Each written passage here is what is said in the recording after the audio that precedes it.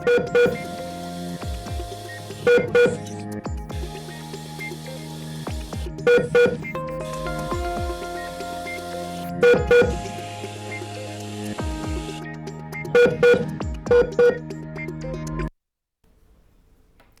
महाराष्ट्र, मी ज्योती Phanse. Lifeline या आपल्या विशेष कार्यक्रमात आपल्या सगळ्यांचं पुन्हा एकदा स्वागत.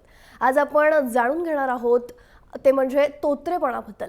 लहान बाळाचे बोबडे बोल ऐकायला खूप छान वाटतं, पण ही तोत्रेपणाची समस्या मोठी झाल्यावर जर सहन करावी लागली तर मात्र त्या व्यक्तीला न्यूनगंड येऊ शकतो. तोत्रेपणा ही समस्या प्रामुख्याने लहान वयात निर्माण होते. वयाच्या 2 ते 6 वर्ष या कालावधीत जे आहे ते बालकांमध्ये तोत्रेपणा निर्माण होतो. तोत्रेपणाची समस्या आणि त्यावरचा उपाय या सगळ्यांवर आपल्याला मार्गदर्शन करायचं आहे आणि त्यासाठी आपल्यासोबत स्टुडिओत आहेत ऑडिओलॉजिस्ट आणि speech therapist doctor Anupama Shetty. Doctor, आपल्या स्टुडिओमध्ये खूप खूप स्वागत आहे. थँक्यू. विषयाकडे जायचं आहे, चर्चा देखील करायची आहे, पण त्याआधी पाहणार आहोत एक खास रिपोर्ट.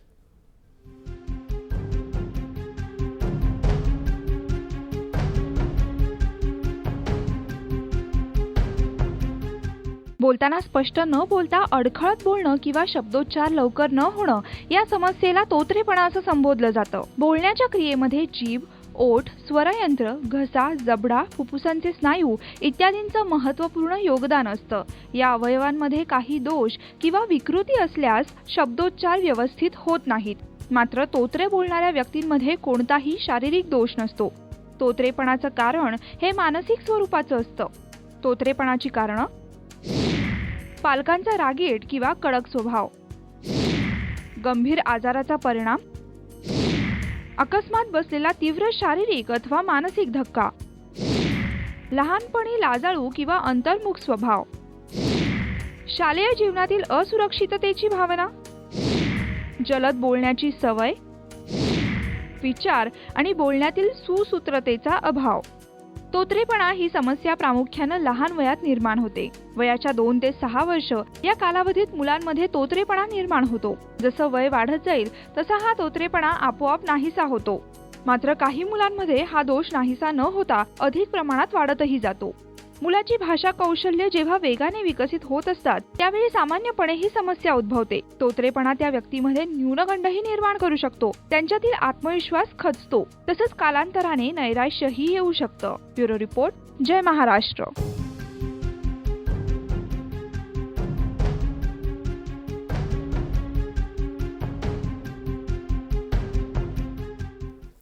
तोत्रेपणा या विषयावर डॉक्टरांना थेट प्रश्न विचारायचे असतील तर 1800-103-3043 हा आपला टोल फ्री क्रमांक आहे. तुम्ही थेट फोन करून डॉक्टरांना प्रश्न विचारू शकता. चला तर मग चर्चेला आपण सुरुवात करूयात. डॉक्टर, तोत्रेपणा ही जी समस्या आहे त्याविषयी जाणून घ्यायचं आहे. तर मुळात मला आधी विचारायचं आहे की ही समस्या जी आहे त्याचा मेंदूशी काही संबंध आहे का? ओके, आता तोत्रेपणा किंवा अडखळून बोलणं त्याचे खूप खूप कारण असतात. आता तुम्ही मला सुद्धा बघितलं असेल, कारण मी इनिशिएट करताना थोडं अडखळली. एक्झॅक्टली. हे प्रॉब्लेम असं नाही आहे, कोणातही होऊ शकतं ते. पण जेव्हा मुलं लहानपणी भाषा शिकतात तेव्हा त्यांना ते त्रास बघितलं जातात. सो हे त्रास कोणातही असू शकतंय. त्याचा त्रास मेंदूचा असू शकतंय. पण स्वरतंत्राच्या त्रासामुळे मोस्टली ते अडखळणं होत नाही. तसं नक्कीच. डॉक्टर, तोत्रेपणाची लक्षणं जाणून घ्यायची काय? लहान मुलात तुम्ही जसं बघू शकताय ते जास्त बोलत नाही. हे एक कारण, हे एक तुम्ही लक्षण बघू शकताय. किंवा शब्द रिपीट करतायत.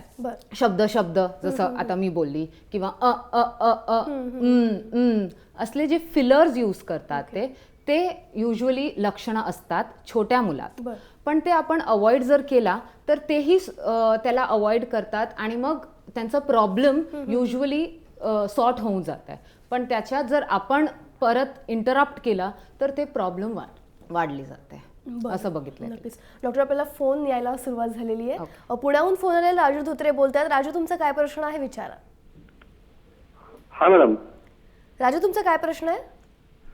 मॅडम, माझा एक 2.5 वर्षाचा मुलगा आहे. आता त्याचं वय 2.5 वर्षाचा जातं सध्या. राजू, प्रश्न विचारा पुन्हा एकदा. हॅलो, आवाज येतो का माझा?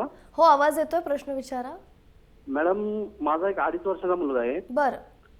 आणि 2.5 वर्षाच्या मुलाला अजून आवाज येत नाही, बोलता येत नाही त्याला. बरं, ठीक आहे. 2.5 वर्षाचा मुलगा आहे आणि ओके, त्याला बोलताय. मला हे विचारायचं आहे, म्हणजे तो काहीच बोलत नाही, शब्द सुद्धा बोलत नाही अजून? नाही, काहीच बोलत नाही, त्याला बोलताच येत नाही बिलकुल. अच्छा, तुम्ही सांगितलेले कामं करतोय तो व्यवस्थित? हे घेऊन हे आण, हे ठेव? नाही, करत नाही तो. आपण आवाज दिला तर लक्ष देत नाहीये. टीव्ही बघतो तो फक्त. टीव्ही व्यवस्थित बघतो आणि टीव्ही मोठ्या आवाजात असलं की व्यवस्थित बघतो का? नाही, टीव्ही लावला की तो टीव्ही बघत बसतो. अच्छा, काय अडचणीत नाही. ठीक आहे. त्याला याचा ऐकू येते मॅडम, ऐकू येते पण. त्याला ऐकू येत आहे? तुम्ही ऑलरेडी टेस्टिंग करून बघितलंय का त्याचा? हो, टेस्टिंग केलंय मी. ऐकू येते त्याला. अच्छा, ठीक आहे. आता यात खूप काही त्रास असू शकते ज्याच्यामुळे त्याला बोलायला त्रास असू शकते. सो आधी मी तुम्हाला थोडेफार सांगतेय, मग अकॉर्डिंगली तुम्ही पुढे तुम्ही कुठे राहता? पुण्याला. ओके, सो तुम्ही अकॉर्डिंगली तिकडच्या जवळपास थेरपिस्टना जाऊन भेटू शकतायत. पण मी तुम्हाला थोडेफार आता काय तुम्ही बघायचंय किंवा काय करायचंय हे तुम्हाला आता सांगते. सो आधी कसं होतंय, आपण काही मुलं शिकतायत ते दुसऱ्यांना बघून शिकतायत. जसं एखादा मूल बोलला आई, आणि आई लगेच म्हणते हो मी आई. तसंच तो शिकतोय की अच्छा यांना आई म्हणायचं असतं. पण ते लक्ष दिल्यावर त्याला ते कळतं. तेच जर लक्ष देत नसेल तो, तर त्याला ते शिकणं हे कठीण होऊन जात आहे.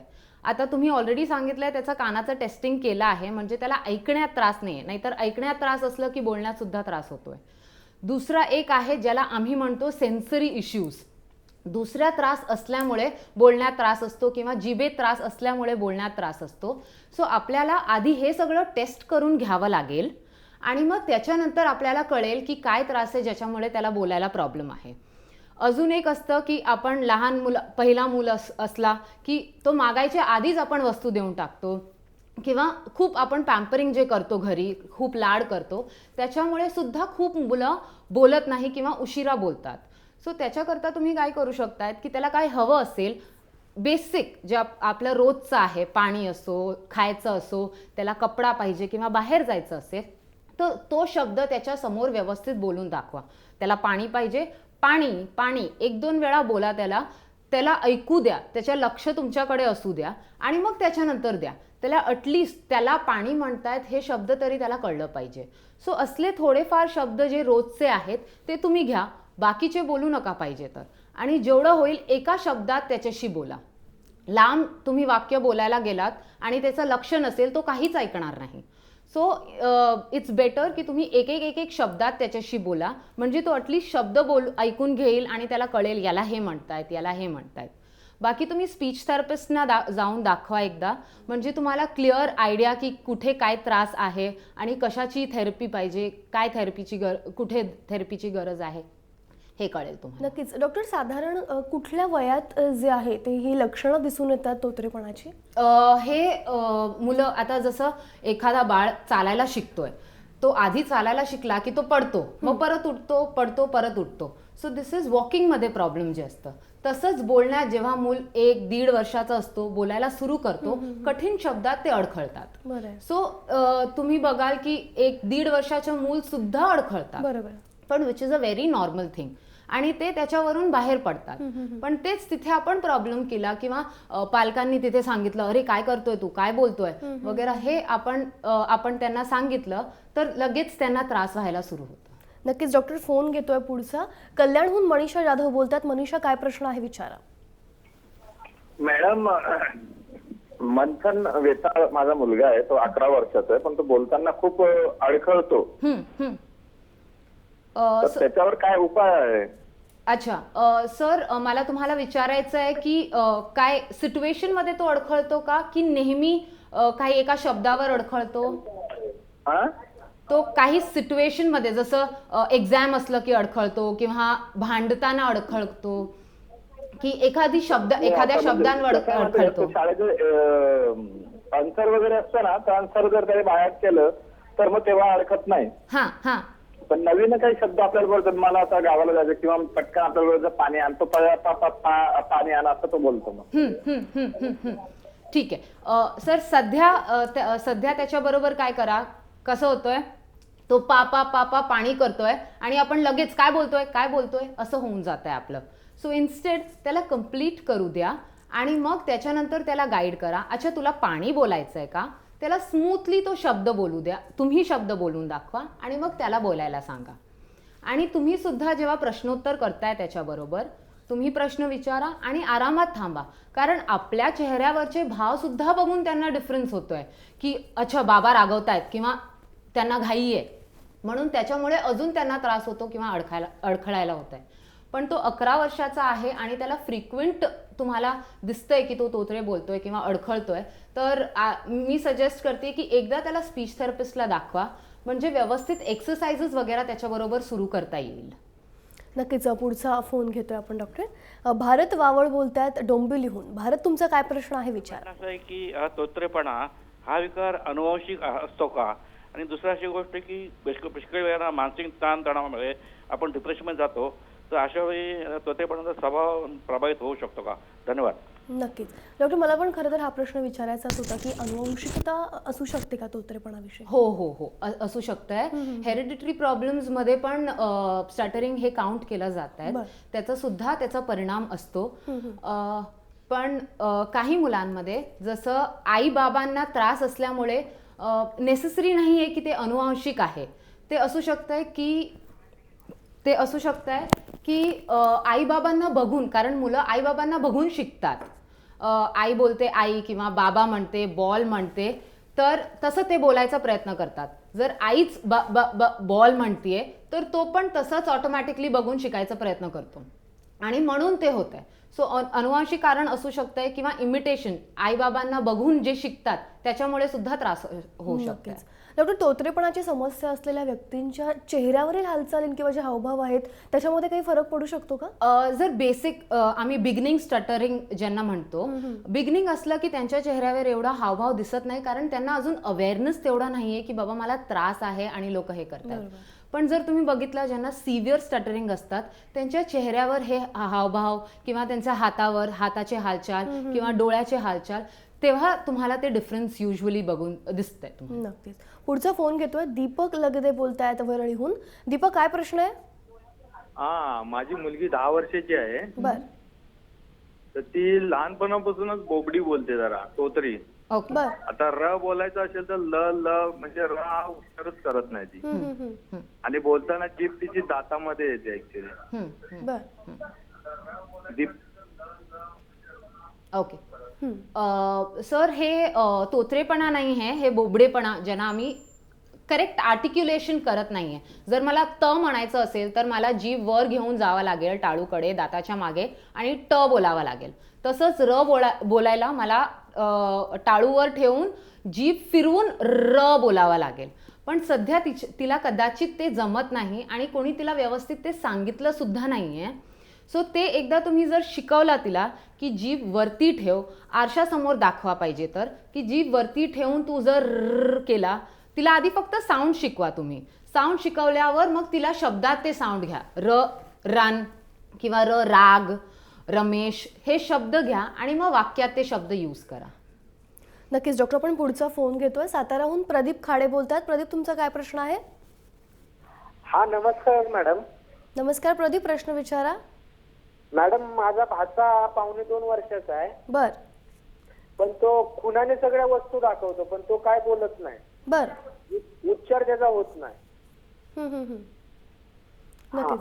त्याला उच्चार करता येत नाहीये, किती पण वर्षाचा आहे? तो 2.5 वर्षाचा आहे. ओके. त्याच्या कानाची टेस्टिंग झाली आहे का? कसली कानाची टेस्टिंग? कानाची टेस्टिंग नाही मॅडम झालेली. आता त्याला कळतं आहे आणि तो खुण्याने सांगतो आहे. असू शकतंय की त्याला ऐकायला येत नाही. जर ऐकायला नाही आलं तर कसं बोलणार ना. सो आता सगळ्यात पहिला तुम्ही एकदा त्याचा कानाचं टेस्टिंग करून घ्या. हे बघा त्याला ऐकण्याचा काही त्रास आहे की नाही. मग पुढचा मग हे करू शकतायत त्याला एका स्पीच थेरपिस्ट, कारण 2.25 वर्ष झालेत, ॲटलिस्ट त्यांनी साऊंड तरी सुरू केला असता. पण काहीच करत नाही आणि त्याला कळतंय तो खुण्याने बोलतोय म्हणजे त्याला कळतंय. सो असू शकतंय की त्याला ऐकण्यात त्रास आहे. तुम्ही एकदा त्याचा कानाचं टेस्टिंग करून घ्या. नक्कीच डॉक्टर. पुढचा फोन घेतोय बार्शीहून बालाजी साठे बोलतायत. बालाजी, तुमचा काय प्रश्न आहे. हॅलो बालाजी, प्रश्न विचारा. माझा भाचा आहे ना, एक 2.5-3 वर्षाचा आहे. 2.5 वर्ष पूर्ण झालेत. बर. ते अजून बरेच शब्द बोलतच नाही. आम्ही एक ठिकाणी दवाखान्यात दाखवलं होतं. बर. तर ते म्हणले त्याच्या जिभेच्या खालचे जे 2 चेहरा असतात ते शिरा चिकटलेले असल्यामुळे त्याला जास्त लवकर बोलता येणार नाही. बर त्यांचा प्रश्न ऐकून नाही त्याला आला. काही दुसरा म्हणजे पर्याय काय बरं? बर बर नक्कीच. त्यांचा भाचा आहे जो साधारण 2.5 ते 3 वर्षाचा आहे आणि त्याला स्पष्ट काही शब्द जे आहेत ते बोलता येत नाही आहेत. टेस्ट केला होता त्यांनी, मात्र त्याच्या जिभेच्या खाली काही प्रॉब्लेम सांगितला, तो मग उशिरा बोलेल असं सांगतात डॉक्टर. अच्छा, आता जिभेच्या खाली जे प्रॉब्लेम ते सांगतायत ते आम्ही त्याला टंग टाय म्हणतोय. म्हणजे जर आम्ही जीभ पुढे केलं तर एक यू शेप होतोय माझा जिभेचा. तेच जर ज्या मुलांचा टंग टाय असतो त्यांचा एक डब्ल्यूचा आकार होऊन जात आहे, कारण ते खाली पुल केला जातोय. पण जर तो मूल वरती टाळूला जीभ लावू शकतोय, ट आणि ड बोलू शकतोय, तर ते जास्त मोठा त्रास नाही आहे. त्याला शिकून आपण तो शब्द व्यवस्थित शिकून करेक्ट करू शकतोय. नक्कीच डॉक्टर, एखाद्या गोष्टीची जर भीती एखाद्याच्या मनात असेल तर त्यामुळे देखील तोत्रेपणा होऊ शकतो, पण काय कारण आहे त्याचं? का हो, आता जसं सिम्पल आहे की एक्झाम आहे माझा. एक्झाम असलं की काही मुलांना असतं की त्यांना घाम सुटते, काहीचा पोटांचा त्रास असतो, काही मुलांना अडखळतात ते. सो हे एक छोटासा प्रॉब्लेम आहे जे आपल्याला ऑलरेडी माहिती आहे की परीक्षा येणार. पण एखादा मोठा धक्का काही झालं किंवा मोठा मानसिक त्रास झाला तर त्याच्यामुळे खूप जास्त त्रास होतोय आणि त्यांच्या विचार जे क्षमता आहे ते सुद्धा अफेक्ट होतो आणि त्याच्यामुळे त्यांचा कॉन्फिडन्स अफेक्ट होतो आणि त्याच्यामुळे बोलण्याचा कुठेतरी त्रास होतो. आत्मविश्वास जो आहे तो एखादा कमी झाल्यामुळे ते तोत्रेपणा येऊ शकतो. खरंय. पुढचा फोन घेतोय, संपत दळवी बोलतात नाशिकहून. संपत, काय प्रश्न आहे?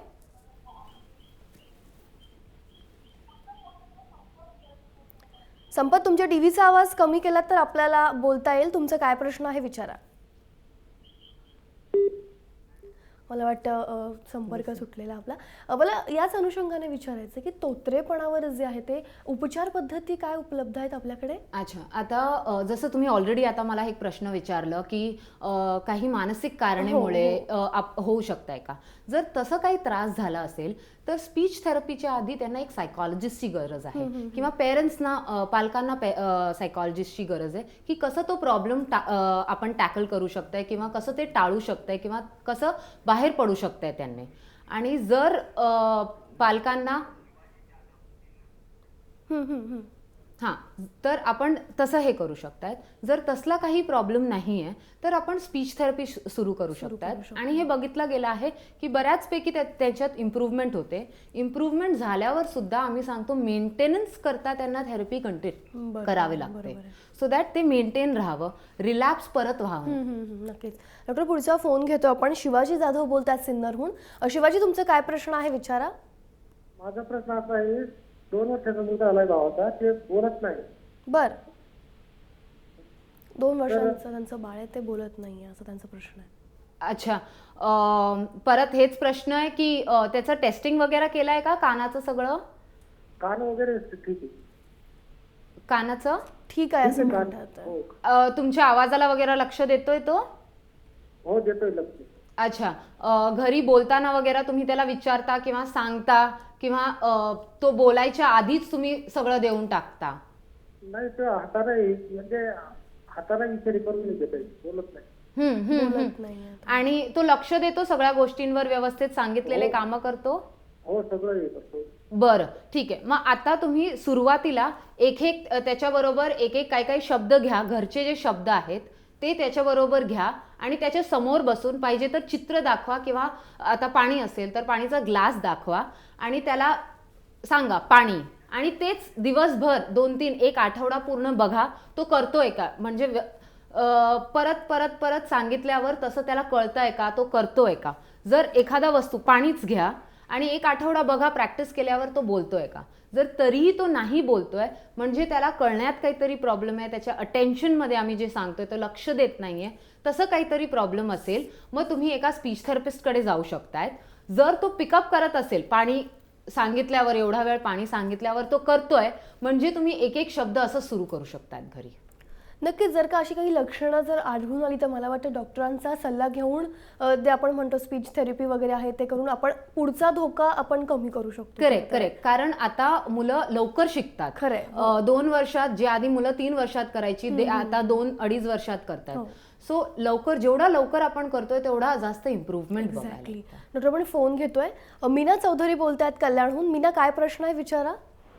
हा मॅडम नमस्कार. नमस्कार मॅडम. नमस्कार मीना, प्रश्न विचारा. हा माझा मुलगा 11 वर्षाचा आहे. तो बोलताना अडकतो, तर कुठल्या डॉक्टरांचा कन्सल्ट केलं पाहिजे? बर बर.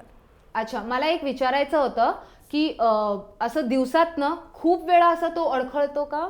नाही नाही, खूप वेळेस नाही अडखळत. आधी खूप अडखायचा, पण आता कमी कमी होत चाललंय त्याचं. अच्छा, ओके. तुम्ही एखाद्या स्पीच थेरपिस्टला भेटू शकतायत त्याच्याकरता, पण त्याच्या आधी घरी थोडे थोडे मॉडिफिकेशन्स मी सांगते, तुम्ही ते पाळू शकतायत. जसं त्याच्याबरोबर हळू बोला, तो बोलताना त्याचा ऐका काय बोलतोय. जसा एखादा शब्द तो चुकला तर थांबा, त्याचं झाल्यावर त्याला सांगा. जर तो त्याला बोलायचं असेल, काही पाणी बोलायचं असेल आणि पाणीवर तो अडकला, पूर्ण त्याचं बोलून झाल्यावर त्याला सांगा, अच्छा तुला पाणी बोलायचं होतं का, आणि त्याला परत ते रिपीट करू द्या. मग असंच तुम्ही मॉडिफिकेशन करू शकतात. हळूहळू ते कमी होईल. तो चुकला तर त्याच्यावर ओरडू नका, दुसऱ्यांसमोर तर अजिबात ओरडू नका. त्याला तुम्हीच वेगळं घेऊन त्याला समजवा की हा त्रास झालाय, तू असं बोलू शकतोय. नेहमी तसं हे फॉलो करा. आणि बाकी तुम्ही एका स्पीच थेरपिस्टला जाऊन भेटू शकतायत. ते तुम्हाला पुढे काय करायचंय, कसं करायचं ते गाईड करतील. नक्कीच. पुढचा फोन घेतो डॉक्टर आपण. विजय महाले बोलतायत, नंदुरबारहून बोलतायत ते. विजय, काय प्रश्न आहे तुमचा? माझा प्रश्न आहे, माझा 16 वर्षाचा. तो बोलताना काही शब्द त्याला अडखळतो, विचार करतो, बोलतो तो. बर. किती वर्षांचा आहे? 16 वर्षाचा. बर बर. अच्छा, 16 वर्षाचा आहे ना तो. तुम्ही आधी त्याच्या रीडिंग, आपण जे वाचन करतो, रीडिंग करतोय, त्याच्यावर तुम्ही थोडंसं त्याचा इम्प्रूव्हमेंट आणू शकताय आधी, आणि मग बोलण्यात आपल्याला इम्प्रूव्हमेंट थोडंफार दिसेल. जसं त्याला हळूहळू रीड करायला लावा, एक एक शब्द बोलून रीड करायला लावा. तसं त्याला ऑटोमॅटिकली त्याच्या ब्रेनला आपण ट्रेन करतोय हळू बोलण्याकरता. सो हे रीडिंग प्रॅक्टिस तुम्ही एक घेऊ शकतायत घरी. आणि बाकी जर तुम्हाला वाटतंय की खूप डिफरन्स पडत नाहीये, तर स्पीच थेरपिस्टला भेटून पुढची थेरपी सुरू करणं हे गरजेचं आहे. नक्कीच. वडगावहून अर्चना देशमुखांचा फोन आलेला आहे. अर्चना, काय प्रश्न आहे विचारा. हा हॅलो मॅडम, नमस्कार. नमस्कार. नमस्कार अर्चना, प्रश्न विचारा. हा हॅलो मॅडम, माझा असा प्रश्न होता. लहान बहीण माझी, लग्न झालंय तिचं, परंतु ती काय या शब्दाला अटकली किंवा बोर असं काहीतरी फळांचे नाव घेताना कधी कधी अटकली, नेहमी नाही, कधी तर कधी कधी. तर त्यावर काही उपाय सांगा. काही ठराविक शब्द उच्चारताना ते अडखळतात असं त्यांचं म्हणणं आहे. अच्छा, आता ठराविक शब्द जर असेल ना, तर त्यांना सांगा, जर ते बोलायचं असेल आधीच मनात ते प्रॅक्टिस एकदा करून घ्या. जर मला काही एखादा शब्द बोलायचा आहे तर मी आधीच प्रिपेअर्ड असली त्याच्याकरता, तर मी त्याच्यावर अडखळणार नाही, कारण मला माहिती आहे हे मला बोलायचं आहे. कठीण शब्द असेल तर आधीच, किंवा त्यांना कोणाशी बोलायचं असेल, 2 सेकंड थांबून त्यांना काय बोलायचं आहे हे मनात आधीच त्यांना विचार करू द्या की असं असं बोलायचं आहे. मग ते आरामात, त्यांना जास्त त्रास होणार नाही. पण त्रास तुम्हाला दिसतंय की त्रास जातच नाहीये हे सुद्धा केल्यावर, तर थेरपी केलेली बरं. नक्कीच. आपण एक फोन घेतोय. दीपलक्ष्मी पवार बोलतायत नाला सोपाराहून. दीपलक्ष्मी, काय तुमचा प्रश्न आहे विचारा. तुमचा प्रश्न विचारा. माझी मुलगी 2 वर्षाची आहे मॅडम. बरं बोलत नाही. बरं, ठीक आहे. मला वाटतं पुन्हा एकदा तोच प्रश्न आलाय. बोलत नाहीये परत तोच, की तिची टेस्टिंग वगैरे झाली आहे का ऐकण्याची? मला वाटतं आपला संपर्क, त्यामुळे तोच मला वाटतं. आणि एक शेवटचा मला प्रश्न विचारायचा आहे की तोतरेपणा जो आहे तो होऊ नये, आणि समजा जर असेल मुलांमध्ये, तर पालकांनी त्यांच्यासोबत कसं व्यवहार ठेवला पाहिजे, त्यांच्यावर न रागवता त्यांना कसं हँडल केलं पाहिजे, ते काय सांगतात? सो आता हे एक खूप मोठा प्रॉब्लेम आहे. कसं होतंय, जसं मी ऑलरेडी सांगितलं तुम्हाला, 2 वर्षाचे असताना किंवा 2.5 वर्षाचे असताना मुलं जेव्हा भाषा बोलायला शिकतात, कठीण वर्ड्स आल्यावर ते अडखळतात. हे खूप नॉर्मल आहे. पण तेव्हा जर आपण रागवलं नाही तरी आपल्या चेहऱ्याचा भाव बघून मुलाला कळतंय की मी काहीतरी चुकलोय, आणि परत तो शब्द आला की मूल ऑलरेडी प्रिपेअर्ड आहे की मी इथे चुकणार, कारण बाबा लास्ट टाइम माझ्यावर रागवले होते, कारण त्यांचा चेहऱ्याचा भाव वेगळा झाला होता. सो हे खूप इम्पॉर्टंट आहे. इनफॅक्ट जेव्हा मुलं येतात आमच्याकडे 2.5-3 वर्षाची मुलं, आम्ही लगेच त्यांना थेरपी करता घेत नाही. आम्ही पेरेंट्सना आधी थोडं लिस्ट देतो की असं हे मॉडिफिकेशन पालकांमध्ये आधी तुम्ही घरी करा आणि मग जरी तेव्हाही जर आपल्याला डिफरन्स नाही दिसलं तर आपण थेरपी करता घेऊया. आता थोडे मी तुम्हाला एक्झाम्पल्स देते. जसं आपल्याला आजकाल सगळ्यांना खूप घाई असते की पटापट बोल. सो हे थोडं कमी करायचं. जसं मी ऑलरेडी थोड्या लोकांना सांगितलंय, थांबा, त्याला बोलू द्या, त्याला फिनिश करू द्या आणि मग तुम्ही बोला. आणि सुरुवातीचं जर थोडाफार अडखळतोय आणि मुलाला काही त्रास नाहीये, तो अजिबात तो एकदम खुश आहे, तर त्याला ते जाणून देऊ नका. पण त्याला नंतर सांगू शकताय, अच्छा तुला हे बोलायचंय, त्याला तो व्यवस्थित शब्द बोलून दाखवा तुम्ही, तेवढंच. त्याला करेक्ट करू नका. आणि घरात सुद्धा सगळ्यांना तेच सांगायचंय. आणि कसं होतंय, काही लोकांची सवय आहे फटाफट बोलण्याची, मुलांमध्ये ते सवय होऊन जाते आणि त्याच्यामुळे ते अडखळतात. सो मुलांशी बोलताना हळू बोला. आणि जेवढं होत आहे, आता हे एक आहे की आपण बाहेर गेल्यावर असं बोल, हे बोलून दाखव, ते बोलून दाखव. जर आपल्याला दिसतंय की आपल्या मुलांमध्ये त्रास होतोय, त्याला तो कम्फर्टेबल नाहीये, काही एकदम खूप आउटगोईंग असतात, पण काही नाही करतात. सो त्या मुलांमध्ये तुम्ही तेवढं फोर्स करू नका. ठीक आहे, नाही बोलतोय, नो प्रॉब्लेम. आणि बाहेर दुसऱ्यांसमोर ओरडणं किंवा उपहास करणं, निंदा करणं हे अवॉइड करा. आणि काही त्यांच्याबद्दल डिस्कस सुद्धा करायचं असेल तर त्यांना थोडा दूर ठेवा. इनफॅक्ट आम्ही पण तसंच करतो. क्लिनिकमध्ये आले त्यांना बाहेर खेळायला वगैरे देतो आणि आम्ही पेरेंट्सशी आधी बोलून घेतोय, कारण त्यांना हे जाणून देण्याची गरजच नाही. कारण या सगळ्यामध्ये जे त्यांची काही चूक नाहीये, त्यामुळे आपण त्यांना फोर्स करून त्यांना ब्लेम करणं चुकीचं आहे. बरोबर. खरं तर डॉक्टर, अतिशय महत्त्वाचा विषय होता. आपण खूप चर्चा केली, खूप फोन्स येत आहेत, पण आपल्याला वेळ कमी आहे, त्यामुळे इथे थांबावं लागतंय. आपण आलात, चर्चा केलीत, खूप मार्गदर्शन केलं, त्यासाठी खूप खूप धन्यवाद. थँक्यू. तर लाईफलाईनच्या आजच्या विशेष भागात आपण इथेच थांबतोय. उद्या आणखी एक महत्त्वाचा विषय घेऊन येणार आहोत. तोपर्यंत पाहत रहा जय महाराष्ट्र.